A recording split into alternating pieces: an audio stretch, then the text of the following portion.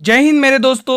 आप सभी का स्वागत है हमारे परिवार शाक्या जी की क्लासेस में। कैसे हैं आप सभी स्टूडेंट, कैसी चल रही है आप लोगों की तैयारी। तो जैसा कि आप सभी को पता है आरपीएफ कांस्टेबल की डेट अनाउंस्ड हो चुकी है। 2 मार्च से 20 मार्च तक आपके एग्जाम चलेंगे। जैसा कि मैंने आपको बताया था कि मार्च में एग्जाम डेट फिक्स है, ठीक है।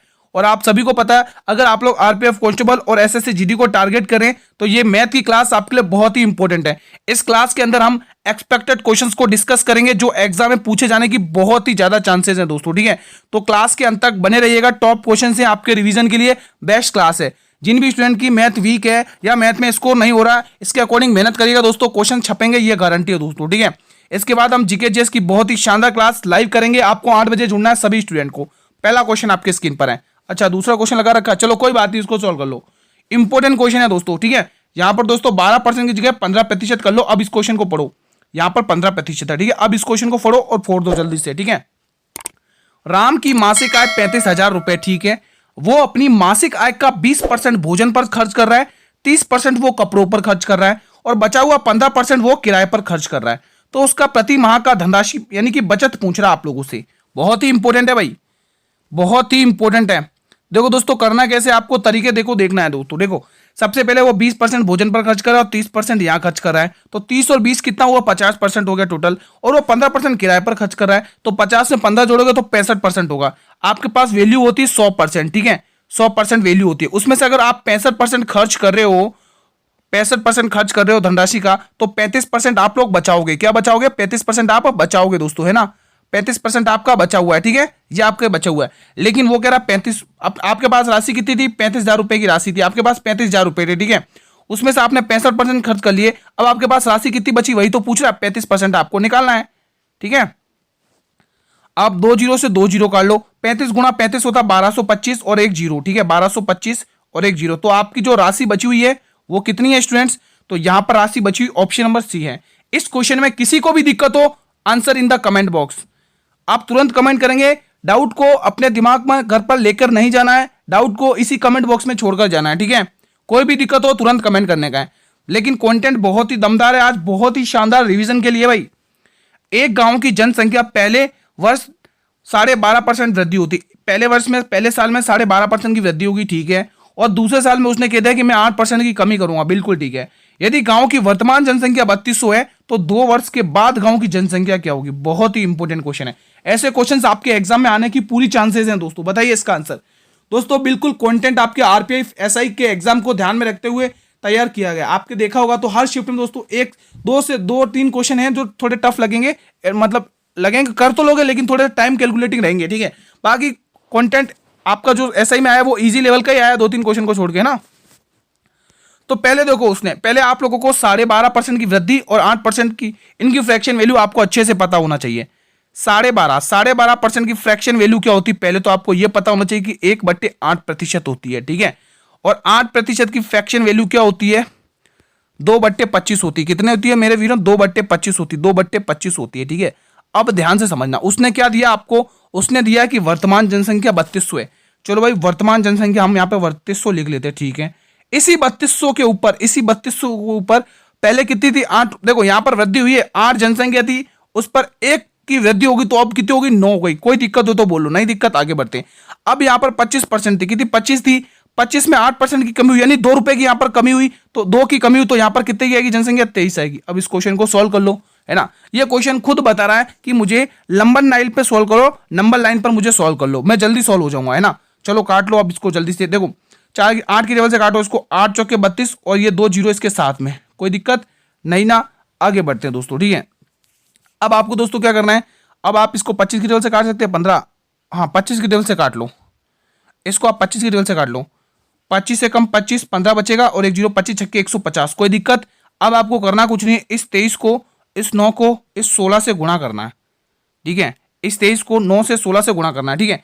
आप एक बार 9 को 23 से गुणा कराओ, एक बार 9 को 23 से गुणा करेंगे अपन, यहां पर कितना आएगा? 9 को 23 से गुणा करेंगे, 9 3 27 की 7 कैरी 2 के बराबर, ठीक है। और 9 दूनी 18, 18 2 20, ये 207 आ गया। अब 207 को आपको इस 16 से गुणा करना है, 16 से गुणा करना है, ठीक है। मैं 17 कहां लिख रहा हूं, 16 से गुणा करना है बस। अब निकाल लो, आंसर आ गया, अब कोई दिक्कत नहीं। 16 से गुणा कर लो, 16 सत्ते 112, 112 का दो। आप इसका इकाई अंक भी प्रयोग कर सकते हैं दोस्तों, है ना, क्योंकि इकाई अंक से भी आप इसमें निकाल सकते थे। Option number D. देखो दोस्तों इकाई अंक कैसे निकालते हैं आप, देखो कैसे करते हैं, 9 × 27, 27 का 7 है ना, 7 आ रहा है और 7 छंग 42, तो इकाई अंक 2 आ रहा था, आप इजीली ऐसे कर सकते हैं। ठीक है, पूरा क्वेश्चन सॉल्व करने की जरूरत ही नहीं है। क्वेश्चन नंबर 4 आपकी स्क्रीन पर है। आज की क्लास से आपको बहुत सारे नए क्वेश्चंस देखने को मिलेंगे, कुछ सीखने को मिलेगा दोस्तों, है ना। तो ये कंटेंट बिल्कुल आपके एग्जाम को ध्यान में रखते हुए तैयार किया जा रहा है। तो आप लोगों का फर्ज है एक एक क्वेश्चन को ध्यान से देखना, सेशन पसंद आए तो सेशन को लाइक करना दोस्तों। अगर आपको हमारी ये मेहनत पसंद आ रही है दोस्तों, आपको हमारा समझाया हुआ पसंद आ रहा है, तो एक बार मेरे सभी वीर मिलकर इस सेशन को लाइक कर लेंगे और जितना हो सके इस सेशन को अपने सभी भाई बहनों के साथ, मित्रों के साथ शेयर करेंगे दोस्तों। हर एक स्टूडेंट सेशन को शेयर करके जाएगा दोस्तों, है ना। चलिए फिलहाल इसका आंसर बताएंगे, बहुत ही अल्टीमेट क्वेश्चन है। कैसे करेंगे इन क्वेश्चंस को, एक दुकानदार 1530 लागत वाली कमीज पर कितना मूल्य अंकित करना चाहिए कि उसे 15% की छूट भी मिले और 25% का लाभ भी हो। अबे भाई ये कैसा क्वेश्चन आ गया भाई, जो ये क्वेश्चन वही स्टूडेंट सॉल्व कर पाएंगे जो डेली क्लास अटेंड करते हैं। मैं उनको ये क्वेश्चन करवाता हूं डेली, क्यों करवाता हूं, क्योंकि मुझे पता है ये क्वेश्चन एग्जाम में आएंगे। डाटा भले ही बदल जाए दोस्तों, मेथड यही रहेगा, कंसेप्ट यही रहेगा, है ना। डाटा कितना भी तुम बदल लो एग्जामिनर, लेकिन हम मेथड और कंसेप्ट से ही क्वेश्चन को फोड़ेंगे जो हमारे सीखा है दोस्तों, है ना। तो जो भी मेरे वीर डेली क्लास अटेंड करते हैं उन क्वेश्चन को, इसको फोड़ने की बिल्कुल देरी नहीं करेंगे। आप सभी को पता है, गुरुजी ने बताया था कि जब भी आपको 25% कोई भी लाभ दिया हो और आपको छूट दी हो, मैं क्या कह रहा हूं मेरी बात को नोटिस करना, जब भी आपको लाभ दिया हो और छूट प्रतिशत दिया हो तो हमें 3 ही क्वेश्चन पूछ सकता है इस केस में। या तो आपको अंकित मूल्य दे देगा, क्रय मूल्य पूछेगा, या तो आपको क्रय मूल्य देगा, अंकित मूल्य पूछेगा, या तो अंकित मूल्य और क्रय मूल्य का अनुपात पूछेगा। इन 3 क्वेश्चन से बाहर कुछ पूछ ही नहीं सकता दोस्तों, है ना। चलिए अब क्वेश्चन को फोड़ते हैं। हमें पता है क्रय मूल्य दिया उसने, हमें क्रय मूल्य पता है, क्रय मूल्य और अंकित मूल्य, ठीक है। अब हमें उसने पूछा क्या, अंकित मूल्य ना, हमें उसने पूछा क्या है कि लागत मूल्य वाली कमीज पर कितना अंकित करना चाहिए। अब उसने अंकित मूल्य पूछा, यानी क्रय मूल्य दे रखा आपको, ठीक है। तो आपको पता पहले पे 15% की छूट, यानी उसने सामान को 85% पर बेचा है ना, 85 यहाँ पे आएगा 85% पे, ठीक है। उसके बाद उसको 125 का लाभ हो रहा है, यानी 25% का लाभ हो रहा है, तो 125 में आ गया। अब उसने दिया क्या, जो दिया उसको उससे कंपेयर कर लो। उसने दिया हमारा क्रय मूल्य 85 आ रहा है, लेकिन वो कह रहा 1530 है, 1530 की वैल्यू दे रखी है, 1530 की वैल्यू दे रखी है। आप इसको 17 से कर सकते हैं, 17 पंजे 85, 17 छंग 102, 17 117 में 100, हाँ 17 9 में 153, 17 की टेबल से काट लो, कितनी बार जा रहा है 17 की टेबल से काट लो, 17 पंचे 85 होता है, ठीक है। 17 पंचे 85 और 17 9 में 153, ये 0 आ गया, ठीक है। अब 5 की टेबल से इसको काटोगे 18 बार जाएगा, कितनी बार जाएगा 18 बार। 18 को आपको किससे गुणा करना है, 125 से, बस ये आंसर आ गया, ठीक है। ये 18 बार जाएगा, है ना, 18 बार जाएगा 5 की टेबल से। अब इसको कर लो, 18 पंचे 90 का 0 कैरी 9 के बराबर, 18 दूनी 36, 36 में 4 जोड़ोगे तो 40, 40 में 5 जोड़ोगे तो 45, 50 आ रहा लास्ट में, ऑप्शन नंबर ए। अब आगे सॉल्व करने की जरूरत ही नहीं है, जब इकाई अंक से काम चल रहा है भाई, 2 संख्याओं से काम चल रहा है, तो फिर आगे सॉल्व करने की जरूरत कहाँ पड़ रही है ना। 2250 ये आपके आंसर आ चुका है, 2250। कोई दिक्कत हो तो बोलो, किसी को कोई दिक्कत है, बस क्वेश्चंस की लैंग्वेज को समझा करो। क्वेश्चंस की लैंग्वेज को जिस दिन आपने समझ लिया, इजीली क्वेश्चन क्रैक हो जाएगा आपसे। बताइए, किसी वस्तु को 1384 रुपए में बेचने से प्राप्त लाभ उसी वस्तु को 1016 में बेचने से हुई हानि के बराबर है, लाभ हानि के बराबर है। तो 16 सही 2/3% का लाभ प्राप्त करने के लिए उसे उस वस्तु को कितने पर बेचना चाहिए। अल्टीमेट क्वेश्चन है भाई साहब, बहुत ही शानदार क्वेश्चन है भाई साहब। बताइए, बहुत ही अल्टीमेट क्वेश्चन है। कैसे करेंगे इस क्वेश्चन को, मेरे सभी वीर बताएंगे भाई। जैसा कि मैंने स्टार्टिंग में कहा था, आज कंटेंट थोड़ा शानदार है, आप लोगों के लिए रिवीजन के लिए बहुत ही शानदार कंटेंट है। फिलहाल इसका आंसर बताएंगे आप लोग कमेंट करके, मेरा हर एक स्टूडेंट कमेंट करके बताएगा इसका आंसर क्या होगा।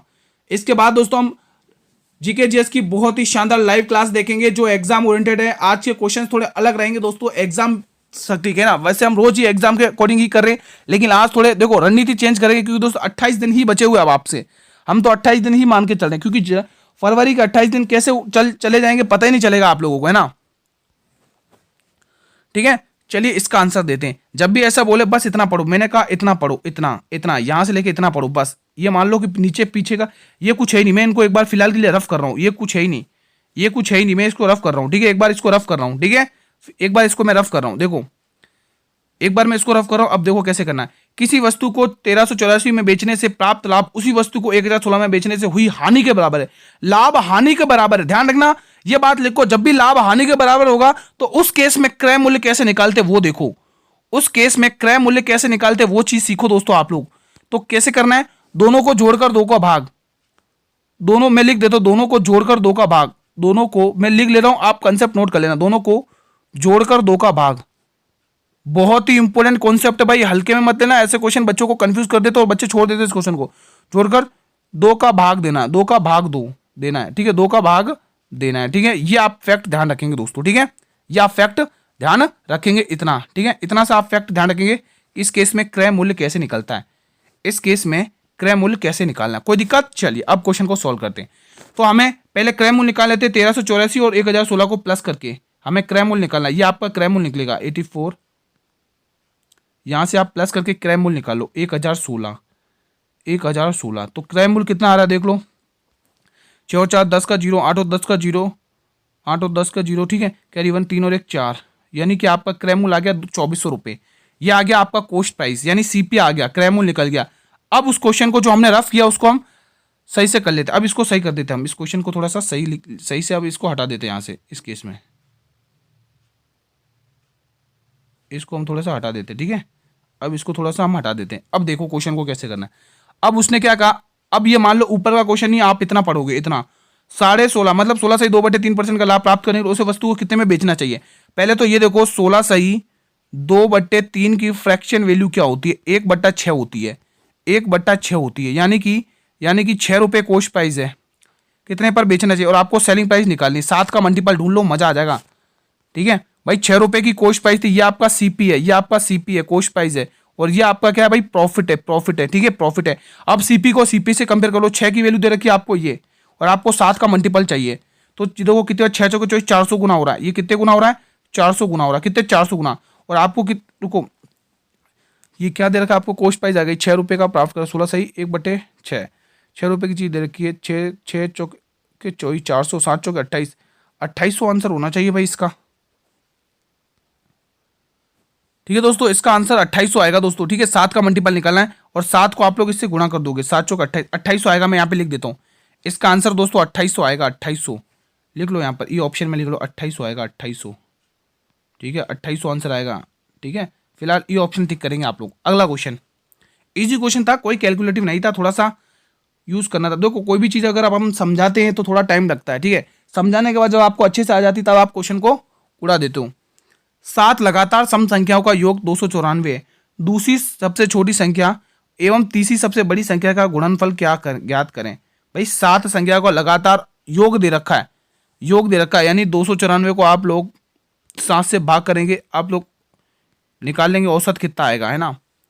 क्योंकि औसत क्या होता है, योग बटे संख्या, योग आपको दे रखा है और संख्या नीचे आएगा, तो 7 से भागी तो होगा। चलो कर लो, 7 चौके 28, 7 दूनी 14, तो आपको 42 मिल गया। अब ध्यान से समझना कंसेप्ट को, 42 मिल गया। अब उसने क्या कहा, ध्यान से समझना, उसने कहा है कि सम संख्या।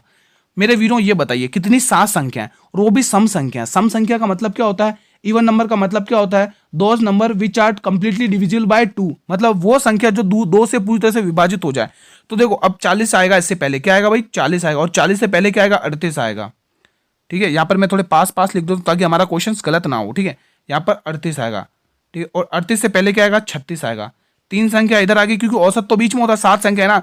अब 40 से पहले क्या आएगा, 40 से पहले क्या आएगा, 40 से पहले आएगा 42 से पहले क्या आएगा, 44, 44 के बाद 46 और 46 के बाद 48। देखो टोटल हो गई 7 संख्या, 3 संख्या यदि और 3 संख्या यदि, औसत आ गया बीच में, कोई दिक्कत। अब देखो उसने क्या कहा, उसने कहा है कि दूसरी सबसे छोटी संख्या, फर्स्ट और दूसरी कौन सी है, 44, और तीसरी सबसे बड़ी संख्या, तीसरी सबसे बड़ी संख्या 1 2 3 ये 38, 44 और 38 का गुणनफल ज्ञात करना है, का गुणनफल ज्ञात करना। ऑप्शन नंबर ए दिख रहा है, कैसे, क्योंकि इकाई अंक का प्रयोग किया है मैंने, है ना, इकाई अंक का प्रयोग किया मैंने भाई, इकाई अंक का प्रयोग किया, इकाई अंक का, इसका आपको गुणनफल करना है दोस्तों, है ना, यानी कि 38 गुणा 44 करना है, जो क्या आएगा 8 चौक 32, इकाई अंक से प्रयोग करोगे ऑप्शन ए आएगा भाई, 1632 आएगा, 1672 आएगा, है ना, ऑप्शन नंबर ए। समझ में आया दोस्तों कैसे करना है इस क्वेश्चन को? अगर समझ में आया इस क्वेश्चन को कर लोगे, क्या होमवर्क में दूं आपको, बताओ आप लोग कर लोगे ये क्वेश्चन को, क्या होमवर्क में दूं? चलिए होमवर्क में दे देता हूं, आप लोग करना जरूर, ठीक है। ऐसा ही क्वेश्चन है, थोड़ा सा फर्क है, बाकी मेथड ऐसा ही है, होमवर्क। ये क्वेश्चन होमवर्क का है, ठीक है। आप लोगों के मैं सभी के कमेंट्स देखना चाहता हूं कि कितने मेरे वीर क्वेश्चन नंबर 7 का आंसर करते हैं दोस्तों, ठीक है। दोस्तों बस इसमें यहां पर ध्यान रखना, उसने बोला दूसरी संख्या छोटी संख्या का दुगना है, जो दूसरी संख्या होगी ना वो छोटी संख्या का क्या है, दुगना है, तो उसको दुगना करके वो संख्या निकालना है। ठीक है, तो ये क्वेश्चन आपका होमवर्क है और मैं सभी से कमेंट्स चाहता हूं कि आप ही कहते ना कि गुरुजी होमवर्क दिया करो, तो ये क्वेश्चन होमवर्क है।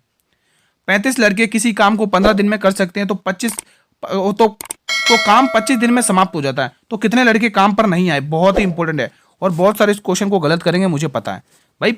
आप M1D1 से कर सकते हो इसको, है ना भाई। 35 लड़के किसी काम को गुरुजी 15 दिन में करते, बिल्कुल सही बात है। अब आगे सुनो, कंसेप्ट समझना, ठीक है। तो काम 25 दिन में समाप्त होता है, कितने दिन में समाप्त होता है मेरे वीरों? 25 दिन में समाप्त होता है। लेकिन वो कह रहा है तो कितने लड़के काम पर नहीं आए? भाई काम कितने दिन पे समाप्त हो रहा है?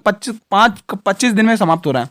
तो उसने बोला मेल कितने, मतलब कितने बॉयज नहीं आए। लड़के को मैं 20 से डिनोट कर रहा हूँ, लड़के को मैं 20 से डिनोट कर रहा हूँ, या कितने बॉयज नहीं आए, क्योंकि काम तो 25 दिन में समाप्त हो जाता है। अब इसको देख लो, ध्यान से समझना क्वेश्चन को, लैंग्वेज में फर्क है भाई। 5 की टेबल से काटो 7 बार जाएगा, 5 की टेबल से काटो 3 बार जाएगा, 7 की टेबल से काटो 7 तो 5 35 5 बार, टोटल कितना हो गया? गुणा करने पर ये टोटल कितना हो रहा है अपने? 15। अब समझना दोस्तों, 15 हो गया अपना, ठीक है। लेकिन दोस्तों लड़के कितने आए थे दोस्तों? टोटल लड़के कितने थे? 35 थे भाई। 35 लड़के थे, उसमें से 15 आए, और कितने नहीं आए हमें वही तो पूछा है, निकाल दो। यानी कि 20 लड़के ऐसे थे जो नहीं आए, ऑप्शन नंबर बी आएगा। ठीक है, तो गलत मत करना दोस्तों, गलत मत करना, ठीक है। अगला प्रश्न, ये प्रश्न बताएंगे आप लोग, बहुत ही शानदार, इसी की तरह है। 12 औरतें किसी काम को 20 दिन में कर सकती हैं। यदि 4 औरतें काम करने के लिए मना कर दें तो काम को समाप्त करने के लिए और कितने दिनों की आवश्यकता होगी? वही फॉर्मूला लगाइए और सॉल्व करिए। हमें पता है गुरुजी कैसे करना है इस क्वेश्चन को। देखो आप सभी को पता है कि 12 औरतें गुरुजी किसी काम को 20 दिन में समाप्त करती हैं। जैसा क्वेश्चन है काम मैंने वैसा कर लिया।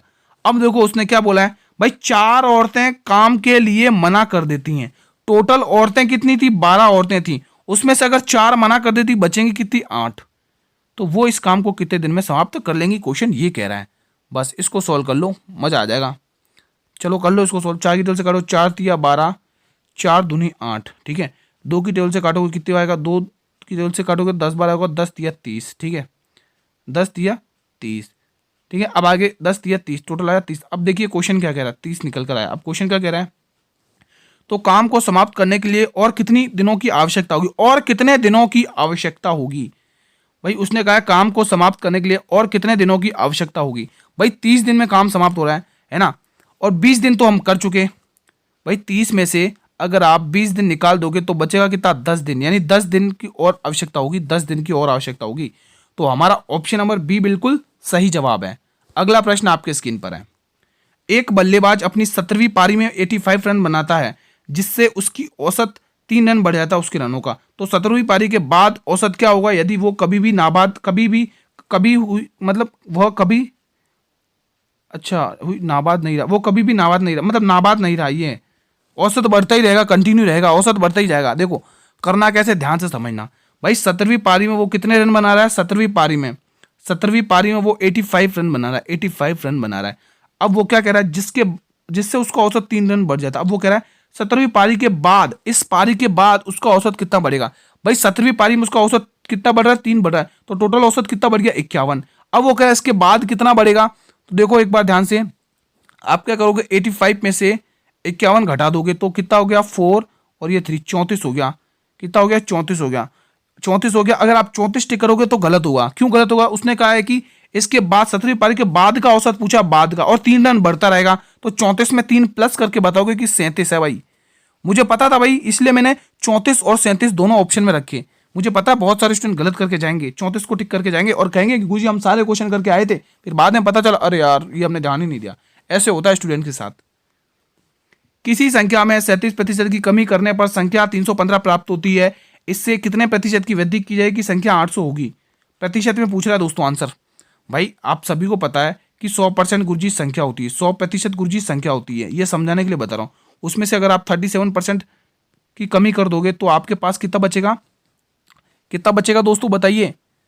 100 में से 37 घटाओगे तो कितना बचेगा? 63% बचेगा। कितना? 63% बचेगा। लेकिन वो कह रहा है, वो कितना कह रहा है? वो 315 प्राप्त करता है।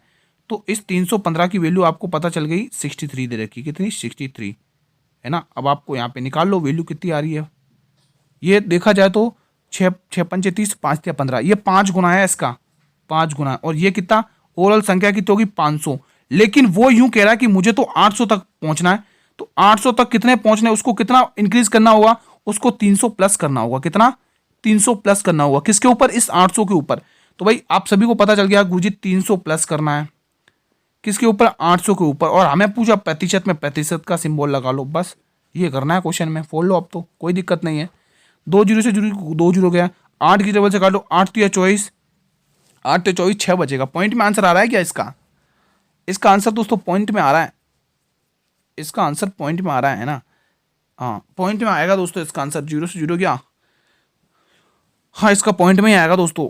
8 या 24, 6 बचेगा, 8 7 56, 37 पॉइंट के समथिंग आएगा, 37 पॉइंट के समथिंग आएगा, 37 पॉइंट के, यहाँ पे ये ऑप्शन और लिख लो, 37 पॉइंट के समथिंग आएगा, 37 पॉइंट के समथिंग आएगा। ठीक है, चलिए अगला क्वेश्चन।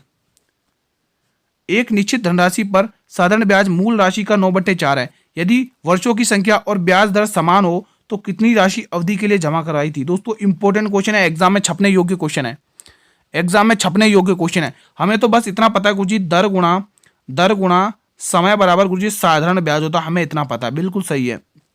अब आगे देखो क्वेश्चन क्या कह रहा है। उसने कहा है कि मूल राशि का 9/4 है, मूल राशि का 9/4। उससे पहले उसने ये बात और कही, ध्यान से पढ़ो। यदि वर्षों की संख्या समान और ब्याज की संख्या समान है, वर्षों की संख्या और ब्याज की संख्या समान है, यानी कि अगर हमें दर अगर ए मान ली और समय अगर ए मान लिया, क्योंकि ये तो समान है, तो हमें जो मूलधन है, मूल राशि इसको 9/4 है, तो आप इसको ब्याज में कन्वर्ट कर लो। ब्याज में कन्वर्ट करने के लिए 100 से गुणा कर लो, प्रतिशत में आपको पता चल जाएगा कितना ब्याज है। ये जाएगा 25 बार और ये जाएगा 25 9 225, तो आपको पता चल गया कि 225% ब्याज है, 225% ब्याज है। और ये ए गुणा ए कितना होगा? ए स्क्वायर होगा, यानी आपको समय पता चल गया गुरुजी 15 साल लगेंगे, क्योंकि ये 15 का वर्ग है। ठीक है, तो फिलहाल इसका आंसर ऑप्शन नंबर डी। कोई दिक्कत हो तो बोलो, नहीं दिक्कत है आगे बढ़ते हैं। ये बताइए क्वेश्चन, एक धनराशि 8 सालों में चक्रवृद्धि ब्याज पर 2 गुनी हो जाती है, तो कितने वर्षों में स्वयं की 4 गुनी हो जाएगी? अल्टीमेट क्वेश्चन है, 4 गुनी हो जाएगा। आप सभी को पता है एक राशि 8 सालों में 2 गुनी हो रही है, 8 सालों में। यहां पर उसको कितना समय लग रहा है? 8 वर्ष लग रहा है। कितना? 8 वर्ष लग रहा है, यहां पर 8 वर्ष लग रहा है 2 गुनी होने में। वो कह रहा है स्वयं की 4 गुनी करना है, तो 2 का 2 गुना 4, यानी 4 गुनी करने के लिए भी 8 वर्ष लगेंगे। तो उसने पूछा आप तो मुझे कुल साल बना दो, कितने साल लगेंगे? तो 8 वर्ष प्लस 8 वर्ष 16 वर्ष लगेंगे, 16 वर्ष। कोई दिक्कत हो तो बोलो, कोई दिक्कत हो इस क्वेश्चन में तो आप कमेंट कर सकते हैं कि मुझे यहां समझ में नहीं आ रहा है। डाउट को घर पर लेकर नहीं जाएंगे, है ना, डाउट को नहीं लेंगे अपने माइंड में, डाउट को यहीं पर छोड़ना है। ये प्रश्न बताएंगे आप लोग। एक रेलगाड़ी विपरीत दिशा में जा रहे किसी व्यक्ति को 12 सेकंड में पार कर सकती है और उसकी चाल, उस व्यक्ति की चाल 10 किलोमीटर है। यदि रेलगाड़ी की चाल 62 किलोमीटर है तो रेलगाड़ी की लंबाई ज्ञात करनी है। अब इस कंसेप्ट को समझिए। जब भी विपरीत दिशा में कोई रेलगाड़ी आ रही हो या कोई आदमी चल रहा हो, तो इस केस में दोस्तों रेलगाड़ी की लंबाई ली जाती है, आदमी की लंबाई नहीं ली जाती है, लेकिन विपरीत दिशा में दोनों की चाल ली जाती है। मैंने क्या कहा, वापस रिपीट कर रहा हूं कंसेप्ट को। अगर कोई भी चीज विपरीत में आ रही है, मान लो एक रेलगाड़ी विपरीत में आ रही है और इधर से, मान लो कि चलो एग्जाम्पल से समझता हूं, मान लो इधर से ये रेलगाड़ी आ रही है और इधर से रेलगाड़ी आ रही है, ठीक है, और इधर से ये आदमी आ रहा है, ठीक है। इस केस में दोस्तों इन दोनों की चालें काउंट करी जाएंगी, चालें को प्लस किया जाएगा, है ना, चालें काउंट करी जाएंगी और इसी केस में दोस्तों रेलगाड़ी की लंबाई काउंट करी जाएगी। आदमी की कोई लंबाई क्या होगी रेलगाड़ी के सामने, बताइए, है ना। तो व्यक्ति की खाली चाल ज्ञात, मतलब काउंट करी जाएगी। तो रेलगाड़ी की चाल, ट्रेन की चाल कितनी है? ट्रेन की चाल 62 है गुरुजी, ठीक है, और 62 है, और जो रेलगाड़ी की और जो व्यक्ति की चाल है वो 10 है। और दोस्तों ये यहाँ पर एक क्वेश्चन आंसर मीटर पर सेकंड, और आपको आंसर पूछा मीटर पर सेकंड में, आपको आंसर पूछा मीटर पर सेकंड में। किसमें पूछा? मीटर पर सेकंड में। तो मीटर पर सेकंड में करने के लिए हम इसे 5/18 से गुणा करेंगे, ठीक है। तो ये वैल्यू कितनी हो गई? ये वैल्यू तो कितनी होगी? 72 हो गई, 72 हो गई। कितनी हो गई मेरे वीरों? ये वैल्यू तो 72 हो गई, 72 हो गई। अब आप यहाँ पे निकाल दो टोटल, आपको यहाँ पर चाल पता चल जाएगी, चाल पता चल जाएगी। चाल कितनी आई? देखो 18 चौके 72 होता है और 5 चौके 20 होगा, तो 20 तो चाल आ गई भाई, चाल आ गई, चाल आ गई ना 20, ठीक है। और आपको बोला लंबाई, लंबाई क्या होती है? दूरी, लंबाई क्या होती है? लंबाई कैसे निकालते हैं? दूरी गुणा चाल गुणा समय, चाल गुणा समय किया जाता है। लंबाई कैसे निकालते? चाल गुणा समय, चाल गुणा समय, चाल गुणा समय, ये लंबाई निकालने का फॉर्मूला है, ठीक है। चाल गुणा समय, ये लंबाई निकालने का फॉर्मूला है, चाल गुणा समय। चलो अब फॉर्मूला लगा लो और सॉल्व कर लो। चाल आपको पता चल गई 20 की है। समय बताइए, समय कितना दे रखा है उसने? 12 सेकंड में पार करती है, 12 सेकंड में, 12 सेकंड में। अब इसका फॉर्मूला लगा दिया, अब आप निकाल सकते। टोटल आपको यहाँ पे लंबाई पता चलेगी, 12×12 24 यानी 240 सेकंड। किसी भी व्यक्ति को कोई भी डाउट हो तो ये कमेंट करके आप कर सकते हैं कि मुझे यहाँ पर डाउट हो रहा है। ठीक है, ठीक है दोस्तों, बढ़े अगले प्रश्न की तरफ। चलिए अगला क्वेश्चन, बहुत ही शानदार क्वेश्चन है, बताइए इसका आंसर क्या होगा। देखो उसने कहा है कि 7 अंकीय संख्या है, ये 7 अंकों की संख्या है। ठीक है, ये 99 से पूरी तरह से विभाजित है। कब? जब इसमें x का मान आप पुट कर दो, यानी कि ओवरऑल आपको x का मान पूछा है। अल्टीमेट क्वेश्चन है दोस्तों, बताइए दोस्तों, मेरे सभी वीर बताएंगे इसका आंसर क्या हुआ। सभी वीर बताइए, मैं सभी के कमेंट देखना चाहता हूं। इजी क्वेश्चन है, सभी स्टूडेंट्स बताएंगे इस क्वेश्चन को क्या किस तरीके से अपन इजीली कर सकते हैं। दोस्तों आप सभी को पता है, ये पहले तो मैं संख्या ऐसी की ऐसी लिख देता हूं, है ना। मैं पहले क्या करूंगा, ऐसी की ऐसी संख्या लिख दूंगा, 8 4 3 9, यहाँ पर x आएगा, यहाँ 5 आएगा एंड यहाँ 3 आएगा। ये पूरी की पूरी संख्या 99 से विभाजित है। और 99 का कैसे, मतलब कि हमें पता है कि ये गुरुजी कितने, ये जाएगी 9×11 है, 9×11 है। ठीक है, यानी कि ये जो संख्या है 99 संख्या है, ये जो संख्या है 9 से भी विभाजित होगी और 11 से भी पूरी तरह से विभाजित होगी, है ना। तो आपको x का मान पता चल जाएगा। तो दोस्तों इसमें इन दोनों रूलों, देखो आपको 11 का भी डिविजिबिलिटी रूल पता होना चाहिए, यानी कि 11 का भी विभाजकता का नियम पता होना चाहिए ना, डिविजिबिलिटी रूल पता होना चाहिए, और 9 का भी। ठीक है, इस केस पे दोस्तों 9 का बहुत ईजी पड़ेगा। कैसे ईजी पड़ेगा, क्योंकि आपको 9 का डिविजिबिलिटी रूल निकालना है, 9 का भाजकता नियम निकालना है। कैसे? तो 9 आया, जहाँ पर 9 को 9 हटा दो। ठीक है, अब यहाँ पर देखो 8 और 4 12, 12 और 3 15 और 15 3 18, तो ये कितना बन गया, 18 बन गया। तो 18 अपन को चाहिए नहीं क्योंकि 9 से विभाजित, इसको हटा दो। अब बचा क्या, अब बचा है गुरुजी ओनली 5 बचा हुआ है। अब मैं 5 में कितना प्लस करूं कि मेरा ये 9 से पूरी तरह से विभाजित हो जाए। तो गुरुजी 5 में आप 4 प्लस कर दोगे, 4 प्लस कर दोगे तो ये 9 से पूरी तरह से विभाजित हो जाएगा। तो आपने कितना प्लस किया, 4 प्लस किया ना। तो आपके इस प्रश्न का आंसर क्या आएगा, ऑप्शन नंबर सी। अब कोई डाउट हो तो बताइए। कोई डाउट नहीं है, कोई डाउट नहीं है दोस्तों। तो चलिए बताइए आपको यह क्लास कैसी लगी, कैसा रहा आज का आपका रिवीजन, कैसा रहा कंटेंट।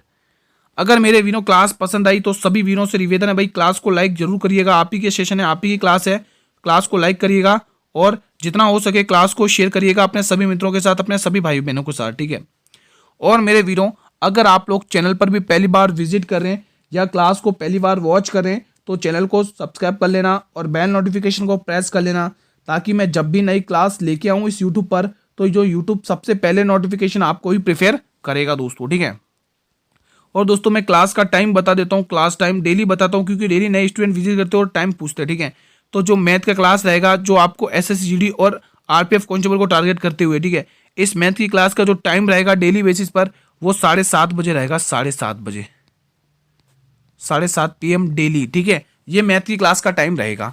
अगर वहीं मैं आपके सामने अगर जीके जीएस का टाइम, जीके जीएस की बात करूँ जो आरपीएफ कांस्टेबल और एसएससी जीडी को टारगेट करती हुई क्लास चलेगी, वो आपके 8 बजे लाइव क्लास चलेगी, 8 बजे लाइव, 8 बजे लाइव, 8 बजे लाइव क्लास चलेगी। ठीक है, 8 बजे लाइव क्लास चलेगी दोस्तों। ठीक है, 8 बजे लाइव क्लास चलेगी। ठीक है, तो ये सभी टाइम ध्यान रखना दोस्तों, इसको फॉलो करना और सभी अपने स्टूडेंट टाइम पर विजिट करेंगे क्लास पे। ठीक है, अब मैं आपके काम की चीज़ की बात कर लेता हूँ। अगर आपको मेरे वीडियो इस क्लास की पीडीएफ चाहिए, क्या चाहिए, पीडीएफ, तो पीडीएफ के लिए स्टूडेंट्स आप लोग टेलीग्राम ग्रुप को ज्वाइन कर लो। टेलीग्राम ग्रुप का लिंक मैंने इस वीडियो के डिस्क्रिप्शन बॉक्स में दिया हुआ है। ठीक है, टेलीग्राम ग्रुप का लिंक इसमें वीडियो के डिस्क्रिप्शन बॉक्स में दिया हुआ है।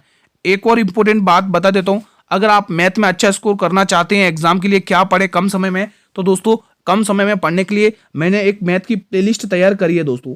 आप मेरे चैनल पर विजिट करिए, वहां पर मैथ की आपको प्लेलिस्ट मिल जाएगी। उस प्लेलिस्ट में जितनी भी क्लासेस हुई हैं उनकी प्रैक्टिस करिएगा। वो सभी के सभी क्वेश्चंस आरपीएफ एसआई और कांस्टेबल को टारगेट करते हुए दोस्तों। ठीक है, तो आप उन सभी क्वेश्चंस की प्रैक्टिस करिएगा, वहां से आपको बहुत ही बेनिफिट मिलेगा दोस्तों। ये मैं अपने आपको गारंटी के साथ कह रहा हूं दोस्तों, बहुत ही हेल्प रहेंगी ये मेरी प्लेलिस्ट आपके एग्जाम के लिए दोस्तों। ठीक है, ठीक है दोस्तों, तो आप वहां से जाकर देख सकते हैं, क्योंकि दोस्तों आप सभी को पता है आरपीएफ कांस्टेबल की डेट अनाउंस हो चुकी है और एसएससी जीडी के तो 4 तारीख से वैसे ही एग्जाम स्टार्ट है। 3-4 दिन बचे हुए, गिने चुने 4-5 है ना।